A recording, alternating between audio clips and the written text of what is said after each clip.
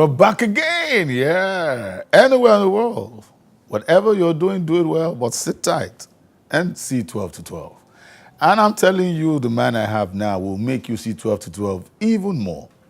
Great guy. You know those kind of guys you call great. Whether they do anything or not, you just call them great.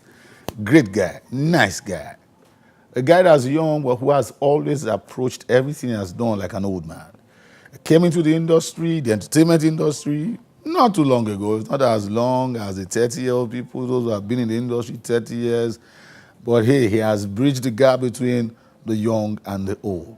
Probably the only actor that was nominated recently as Personality of the Year of this great continent of ours called Africa. He's won countless awards, a singer, a dancer, and a wonderful actor, both on stage and in that screen that you guys and all of us call Nollywood. Please, just drop whatever you're doing and welcome OC Ukeje. You're welcome on 12 to 12. Thank you so much. That is such an honorable introduction. But I haven't lied. Thank you. A nice guy Thank you. and a great guy. Thank you very much. And I haven't lied. Let's look at life. Why is this job? What's this whole job you do? What's it called anyway? In broad strokes, I guess it's called acting, or being in the business of entertainment. But more specifically, from the viewpoints that you are entertaining some people, but you are reliving stories and making it believable for people to accept. And I guess it's also something that chose me, for lack of a better way to put it, because I was focusing a lot on music initially, and then I got the opportunity to do a play. And the feedback I got, surprised me. And then one play on top of the other. You know the title of that first play you did? Yeah, the first play was called I Know a Place. I did this in the university, while I was at the University of Lagos, and we staged it at the Muson Center. And then a bigger organization saw what I did, called Rhythm of the Black Man, and thought that I should join them. So I became a member of the group, and we started doing plays, going back to my roots, Dawn of a New Day. And we did that for a couple years before I realized that, okay, this is really what I'm supposed to be doing with the rest of my life. And Was it the money that twigged it at that time? The money? Oh, there was no money. We were just doing it because we could do it. There were the opportunities to do it. But because your line was something now you have decided to do for the rest of your life. Yes. And there was no money. Yeah. And you wanted to do something that there was no money for the rest of your life. Yeah, for the season of my life at the time, I hadn't figured out how this was going to be a cash cow for me. So it was just, I felt like I was in the right place, and I was just following the passion. And then I thought, I guess the money will come. And then you grow up and realize that you actually have to make it a business and find how to monetize the business. So that was what drove me up until this point. And then, yes, in the first 4-5 years of my career, there was no money. Give or take right now. I've listened to you talk, and I'm asking myself as I'm looking at you, is it luck or talent?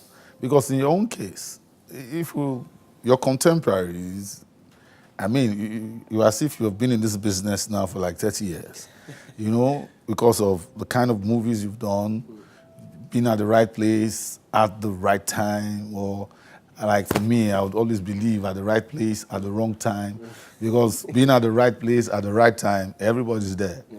But the right place at the wrong time, you just be the only one there. So is it luck or talent or hard work? Well, I think summarily it's just time and chance. And the reason I say this is because, first of all, on top of time and chances that I have been prepared for this, I don't think... Explain prepared for this. I don't think that I'm doing anything different now that it seems like there is a bit more of an ovation over my career. I think I've been doing exactly the same things from the beginning. But I know that as far as preparation is concerned, I always knew the kinds of films I wanted to do. I always knew the kind of image I wanted to project. I always knew the kind of value systems I wanted our films to have.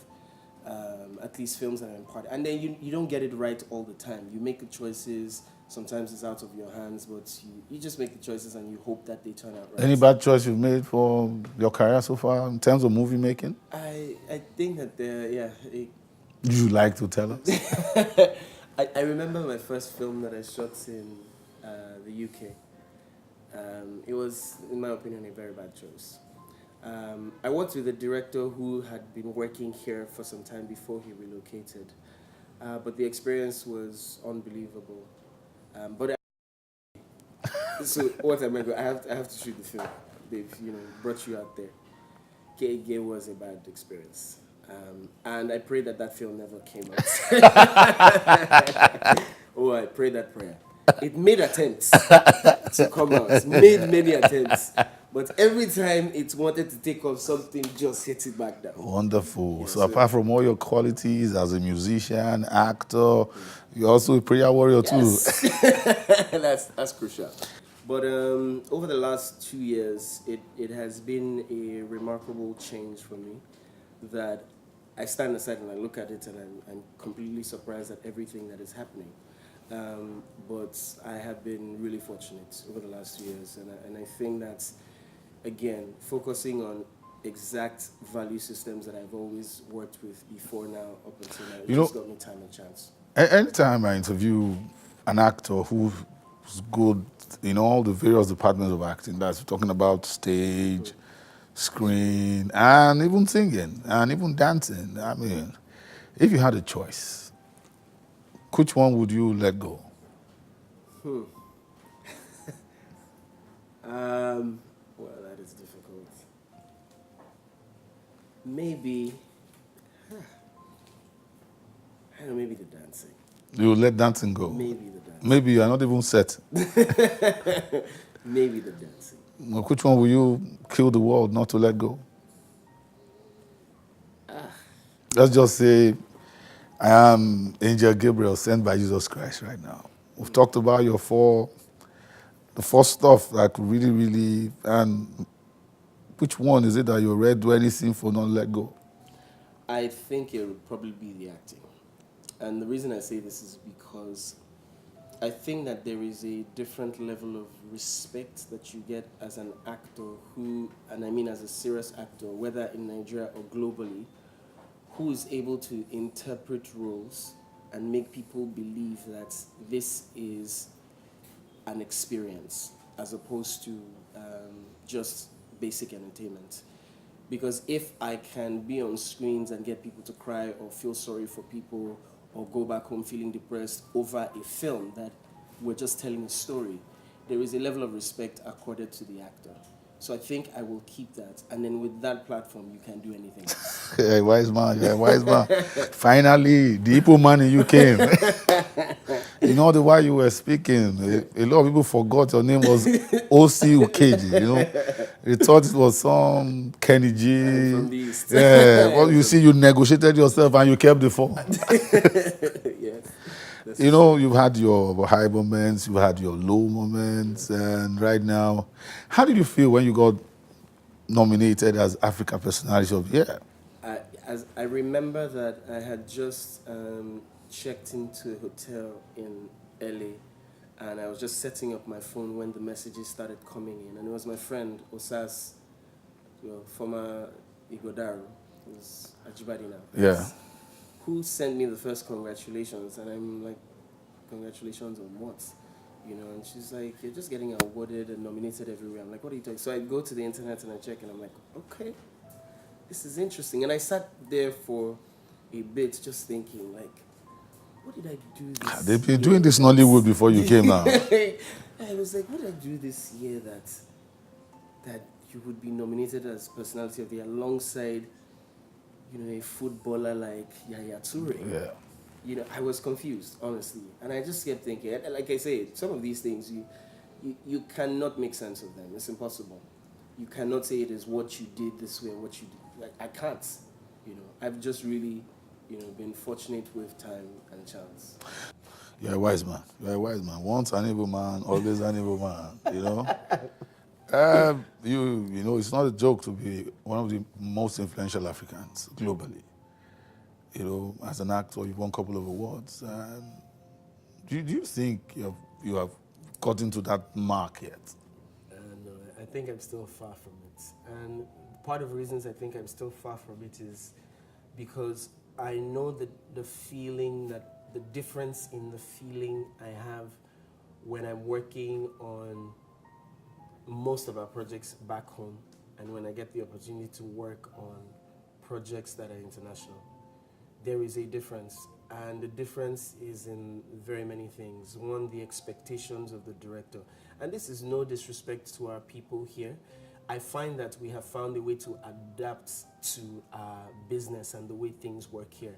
And so we have a quick turnover time. And I understand that.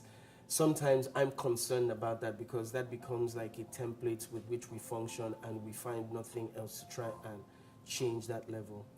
But you're working on an international project and then the demands of the directors are different. The relationship with the actors are different, and actors are constantly asking you, did I feed you enough? Do you want, I feel, and I'm just like, wow, this is, so it makes you know that there is so much more to desire. And I think, again, until we also get to the point where we're exporting our work enough, not because we need to get approval from the West, but because as a profession, we should be on the same level across board. Until we get to the point where our work is as celebrated as Hollywood, there's still a lot of work to be done. Wow. On that note, I think I should just call the questions end here. I think you, like I said when you came on air, you're a great guy, you're a great guy. Thanks, OC, for coming on 12 to 12. Thank you for the honor to be here. Thank you. Like I always say, my name remains Justice, the Guru Atigogo. God bless you, real good.